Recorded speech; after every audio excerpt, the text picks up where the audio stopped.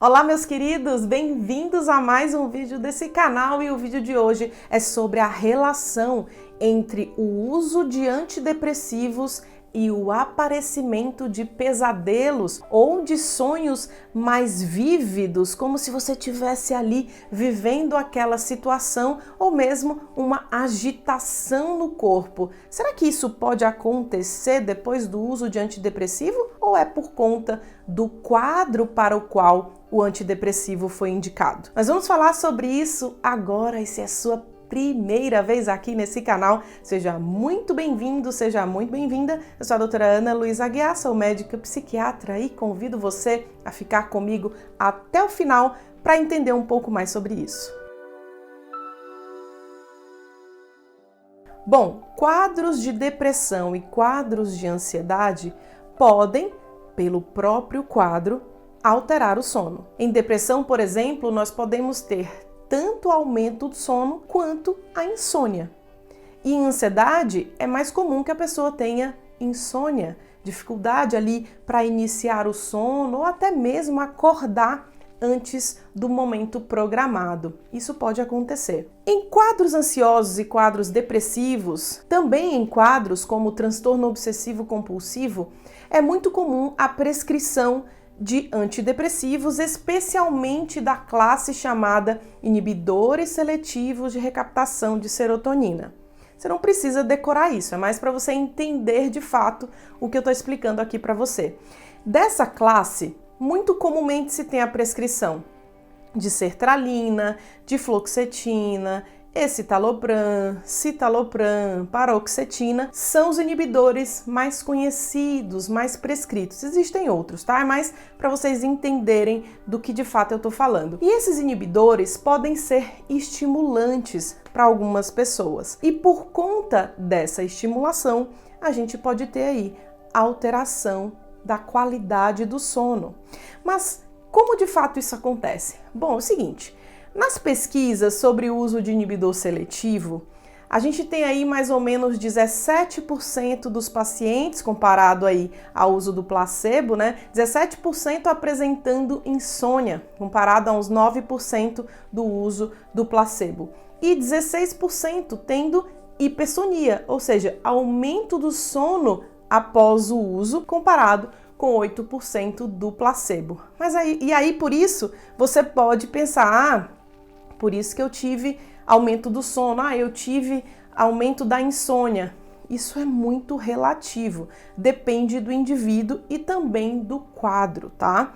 E do tipo de medicamento que a pessoa está utilizando. Mas, no geral, o que as pesquisas mostram é que os pacientes em uso do antidepressivo, muito bem indicado, né? Aquela pessoa que de fato precisa, tendem a relatar uma melhora subjetiva aí da qualidade do sono, percebendo que estão dormindo melhor. Mas, de fato, algumas pessoas podem perceber pesadelos, aumento da vivência ali no sonho, né, que a gente chama de sonhos vívidos. Parece que o sonho mudou, agora está mais intenso, a vivência daquela situação que se apresenta no sono.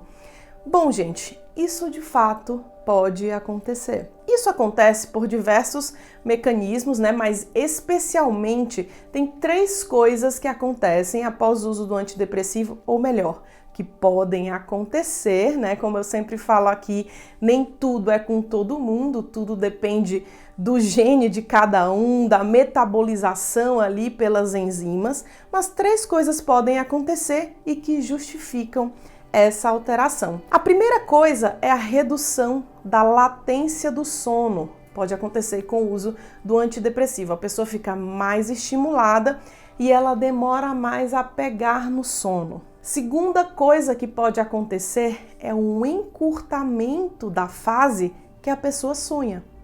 A gente sonha na fase de sono REM, R-E-M, tá?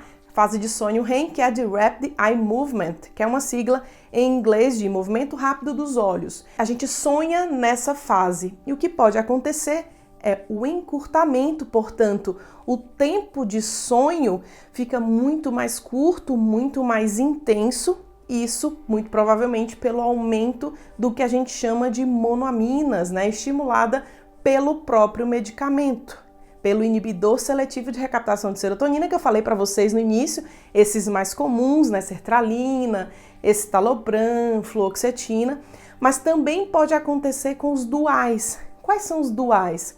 Venlafaxina, duloxetina, também pode gerar essa alteração. E aí, a pessoa também pode perceber que está mais agitada, né? A pessoa que dorme ali do lado dizendo, nossa, você está agitada, agora depois desse medicamento, ou a pessoa nem conseguiu relacionar, né? Você tem se movimentado mais. Pois é, isso é a terceira coisa. Isso também pode acontecer. Aumento da movimentação dos membros inferiores por conta do aumento do estímulo. E muito comum com os medicamentos que eu falei, ou mesmo com o uso de um outro que não está nessa classificação, que é a bupropiona, que é um inibidor seletivo de recaptação da dopamina e noradrenalina, inclusive mais estimulante que os outros que eu citei. Não é comum isso acontecer com o que a gente chama de tricíclicos, que é outra categoria, como clomipramina, nortriptilina, doxepina, não costuma acontecer, tá? Amitriptilina citei, né? Amitriptilina, nortriptilina, clomipramina, doxepina são comumente mais sedativos, inclusive diminuindo o início do sono e prolongando frequentemente o tempo de sono. Outros que ajudam, inclusive são utilizados em distúrbio de sono, é a trazodona, né, mais conhecida como Donarém, e também a mirtazapina. Não costumam gerar esse tipo de alteração, exatamente porque atuam de uma forma diferente. Mas e aí? Estou apresentando isso é grave, preciso trocar de medicamento. Olha só, gente, muita gente pode apresentar isso no início do uso, especialmente ali no primeiro mês, tá? Que é o período que o remédio de fato ainda não fez efeito terapêutico. E eu sei que muita gente aí tem pressa pro efeito, claro, a pessoa tá em sofrimento, quer que a coisa resolva logo, né? Na parte que é do medicamento, claro. Mas nesse primeiro mês costuma ser um mês mais adaptativo e mais estimulante, inclusive mais nos primeiros 15 dias. Muitas vezes isso vai se resolvendo, aliás, na maioria dos casos isso não é motivo de retirada do remédio, a não ser que a pessoa de fato não esteja dormindo de jeito nenhum, não é só pesadelo que ela tem, você teve aí uma grande alteração da qualidade de vida da pessoa e essa não é a ideia, né? A ideia é melhorar a qualidade de vida da pessoa. E aí sim, quando isso acontece, você pensa em troca, né, o uso de alguma coisa associada, que pode ser uma outra prescrição, que não necessariamente um medicamento, às vezes até um outro tipo de um suplemento, um fitoterápico que pode ser utilizado junto, você pode associar. Mas tudo é avaliado caso a caso, porque de forma geral, quando a pessoa tem a necessidade da prescrição, ela tende a melhorar a qualidade do sono e não piorar a qualidade do sono. E isso deve ser conversado aí com seu médico, com a sua médica, se isso está acontecendo. Mas se você percebeu, nossa, eu melhorei muito, estou me sentindo melhor, minha qualidade de vida melhorou, agora a questão é mais esses pesadelos, mas eu posso lidar com isso. Ok, como eu falei para vocês, é avaliado aí custo-benefício, né? O que está melhor, como você estava antes, essa avaliação é muito importante, porque normalmente esse tipo de efeito colateral não é um indicativo direto de troca, tá? Mas é importante que você converse também agora que você entenda se isso está acontecendo com você e você não sabe por que isso alterou e foi realmente por conta do medicamento e isso pode acontecer, tá bom?